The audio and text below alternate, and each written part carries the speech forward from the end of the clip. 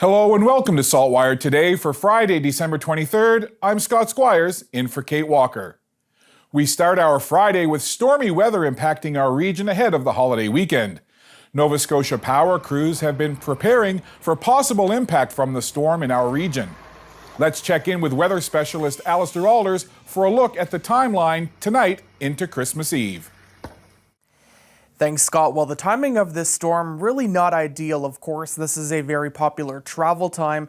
I guess at least the bit of good news for us that this isn't a snow event here in Nova Scotia. We're mainly receiving some heavy rain and gusty winds, but certainly travel disruptions from Atlantic Canada all the way to Ontario, and certainly the possibility that we could experience some power outages.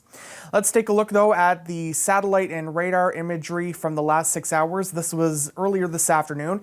You can see that rain starting to build in from south to north, and it did begin as a bit of a mix of ice and snow over northern New Brunswick, but for us here in Halifax, as I mentioned, a rain and wind event.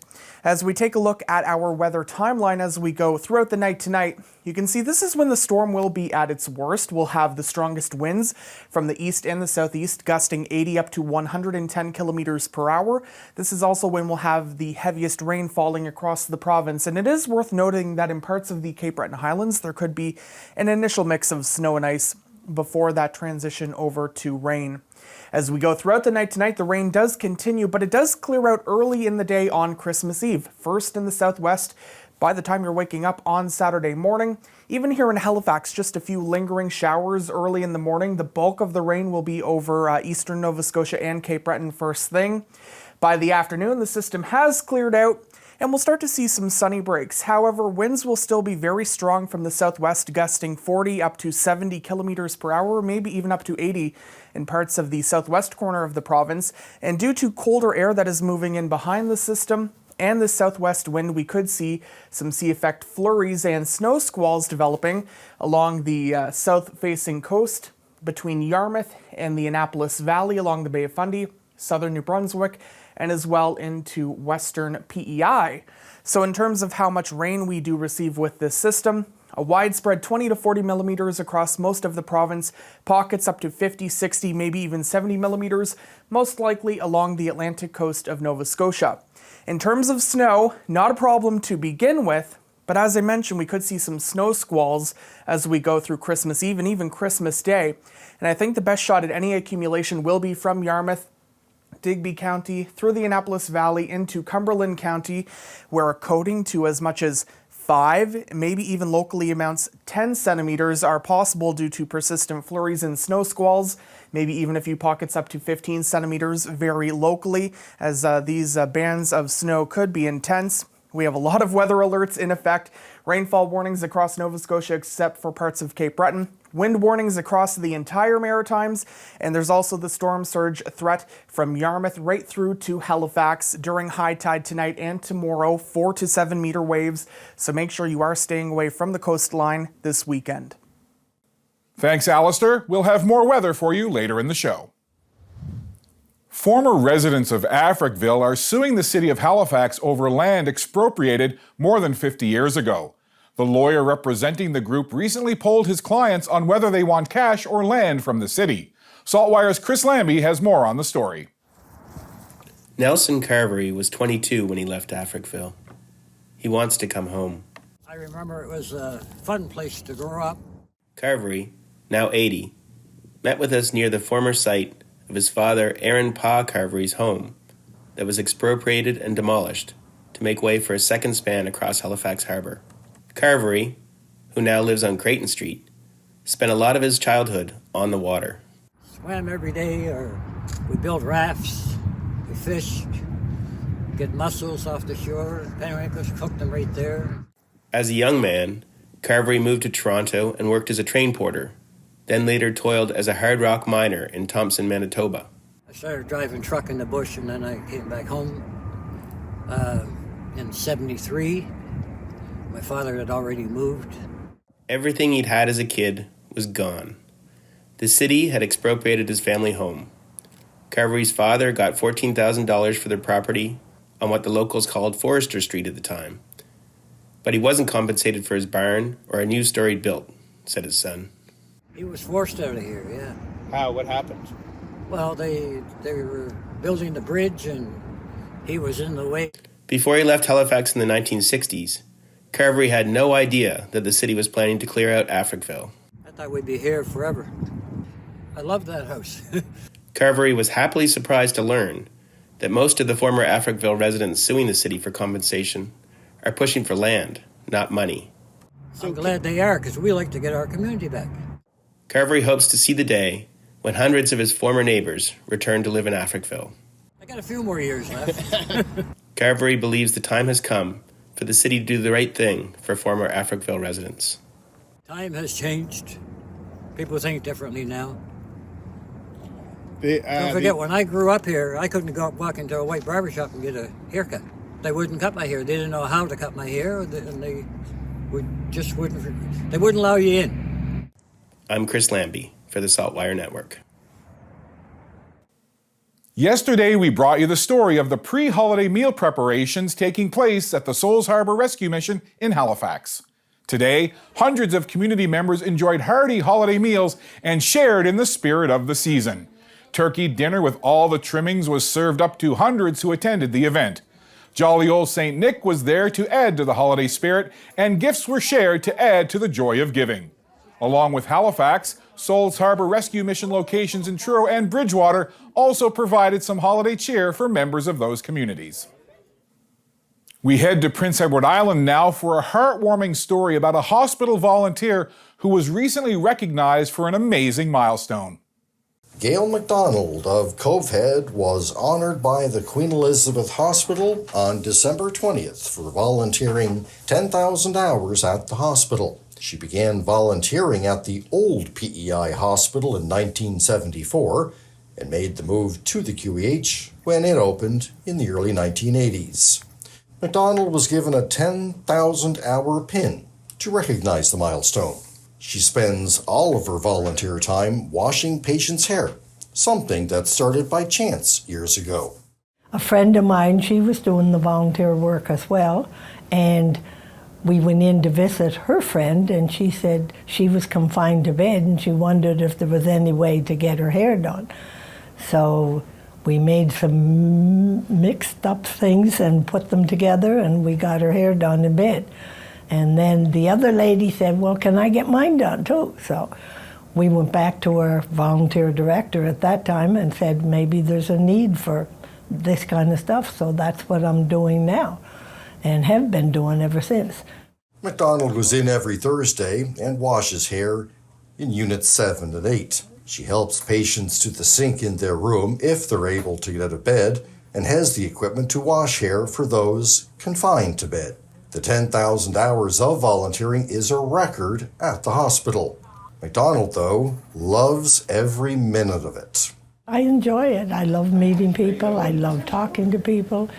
And I always say when you leave here, you're thankful you're able to leave here and you've made somebody happy. So MacDonald has lots of great memories of clients she's had over the years, including bald men who are looking simply for a scalp rub. Gail MacDonald, who's been volunteering either at the PEI hospital or here at the QEH for the better part of 50 years, says she's going to continue on as long as she's able. Reporting in Charlottetown for SaltWire Network, I'm Dave Stewart. Thanks, Dave, and congratulations, Gail. Well, the big day is around the corner, and if you're running out to your local liquor store to find a wine for Christmas dinner and Boxing Day celebrations, our resident sommelier, Mark DeWolf, has you covered. Well, the holiday season is totally in full swing. You know, the neighborhood and office parties have been done. We're almost to the big day, just a couple days away. So we're going to the liquor store. We got to find that great wine to serve at Christmas dinner. You want something that not only appeals to you, but appeals to friends and family. And I think Argentine and Malbec is a great choice. You know, why do we love them? Well, they're rich in fruit, juicy, and the tannins are soft, making them really approachable to drink. Now, you can imagine if it's Christmas dinner or even Boxing Day dinner, I'm slightly selective in the wines I like. So even though I love Argentinian Malbec, I want to find an Argentinian Malbec that just gives me that little bit more interest. So I'm going to the far north of Argentina to get an El Esteco Extremos Malbec. So it's extreme because it's, picking grapes from some of the highest vineyards in the world. And this gives us some richness, but it also gives us some savoriness, decent acidity, and I like how they incorporate the oak. It's not overpowering. It just kind of rounds it out and gives a little bit of interest to the wine. So this is a great wine.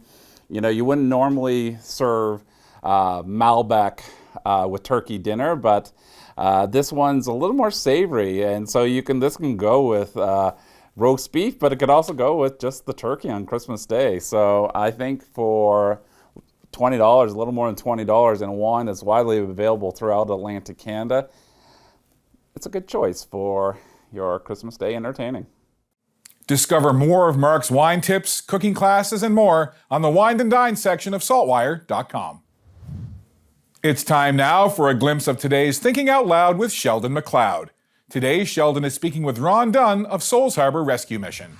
It feels in some ways a bit, as they say, bittersweet in that, you've got a lot of support, a lot of people who are willing to step up, but on the other side of it, there's a lot of demand for the services. And well, that's it. And, I've said this before, and I know Michelle has said it.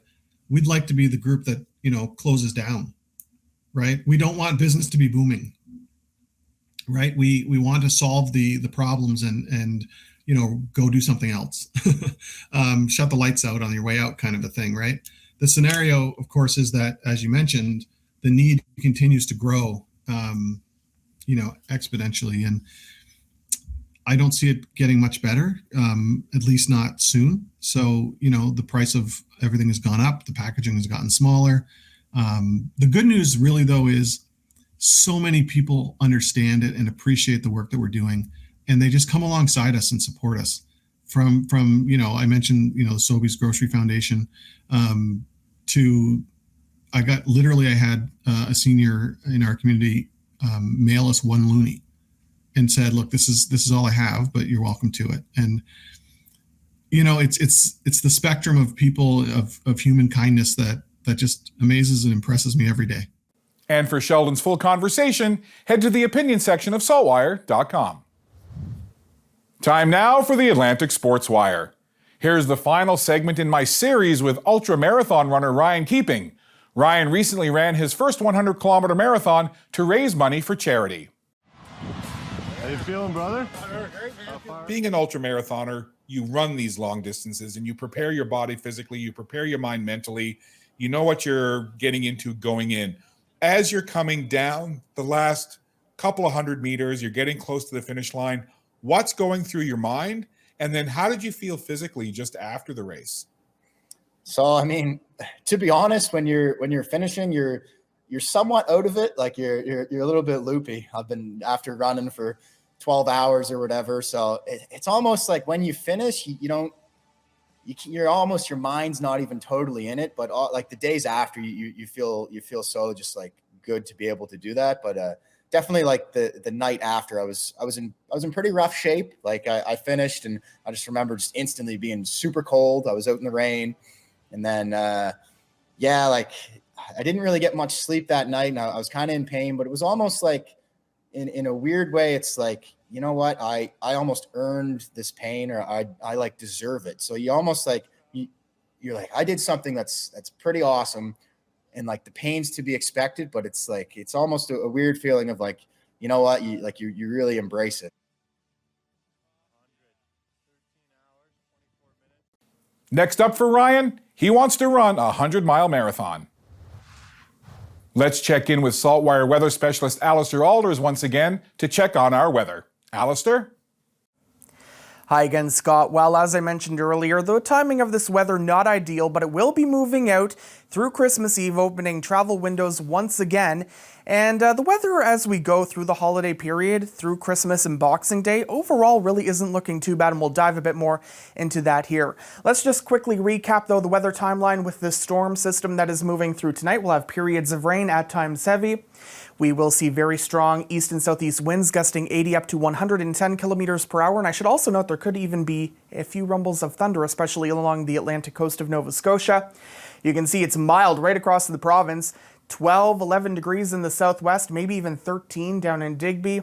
It starts to get a bit cooler back towards eastern sections, where more so in the single digits tonight in Cape Breton, but temperatures do start to rise as we go through the overnight hours into early on our Saturday, Christmas Eve. Here we are around the mid-morning on Christmas Eve. That system starts to depart out of Cape Breton. We still have clouds dominating, but sunny breaks will start to make an appearance. But notice how temperatures will be falling. 13 in Digby this evening will be near the freezing mark by tomorrow morning, and we'll see temperatures around the freezing mark or the low single digits throughout the day on Christmas Eve. And with the gusty southwest wind in place, that will generate some sea-effect flurries and snow squalls, especially from Yarmouth County along the Bay of Fundy coastline into Cumberland County around the Minas Basin in Nova Scotia. As we go through Christmas Eve night, you can see the weather not looking too bad. Cool. We'll still have some onshore flurries likely in the southwest, but overall looking pretty good. The southwest wind could also generate maybe a few showers or mixing with some wet flurries along the Atlantic coast over eastern Nova Scotia, but again, it really doesn't amount to a whole lot. As Santa makes his way in on Christmas Eve night, we head into Christmas Day, and the weather, not too bad. Variable cloudiness because of that strong onshore wind, so sunny breaks for some of us, but that snow squall activity does continue along the Bay of Fundy coastline into the southwest corner of Nova Scotia, and the chance will increase as we go throughout the day on Christmas Day that we will see some flurries or maybe even a few snow squalls for the eastern half of Nova Scotia. But the weather overall looking pretty calm if you do have any travel plans for Christmas Day. As we take an extended look at the forecast as we go through Christmas Day, as I mentioned, we have those gusty southwest winds in place. Newfoundland, if you're traveling maybe to that province, just a few onshore showers or flurries as well. As we head into Boxing Day, winds do start to ease. Likely the cloud cover still dominating. Sunny breaks though in the mix. Temperatures will still be cool, but overall not bad. Great if you have any travel plans. The next system I am watching is forecast to arrive on Tuesday. A very weak disturbance. Really, I don't think it's going to have a whole lot of impact for us here in Atlantic Canada, but I will keep an eye on it. You can see as we head into Wednesday of next week, we continue to have relatively fair conditions. Now, more of a west-northwest wind may generate some flurries in parts of the Cape Breton Highlands, but overall, the weather outlook looking pretty good as we go throughout next week. Just want to quickly show you again the model snowfall outlook as we go through Christmas Eve and Christmas Day. The best shot at any accumulation from southwest Nova Scotia across the North Shore, the south coast of New Brunswick along the Bay of Fundy, and across Prince Edward Island, where we could see a coating up to 5 centimeters, but even locally 5 to 15 centimeters of snow. And as we take a look at the next 7 days for Halifax, showers to flurries on Christmas Eve, that chance of flurries on Sunday. Looking pretty good on Monday with mostly cloudy skies, and then I mentioned that disturbance possible on Tuesday. But then as we look ahead to the second half of next week, partly sunny skies on Wednesday and Thursday, mostly cloudy Friday. Temperatures will be below freezing, but certainly not too bad for this time of year. And Scott, I want to wish you and all of our viewers a very Merry Christmas, Happy Holidays, and all the best in the new year. Thanks, Alistair. The same to you. And while the weather outside may be frightful, the sugar cookies you brought in today are totally delightful.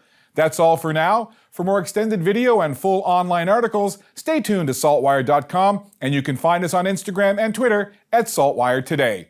I'm Scott Squires. Thanks for spending some time with us on SaltWire today. We'll be back next week. Until then, have a safe and happy holiday season.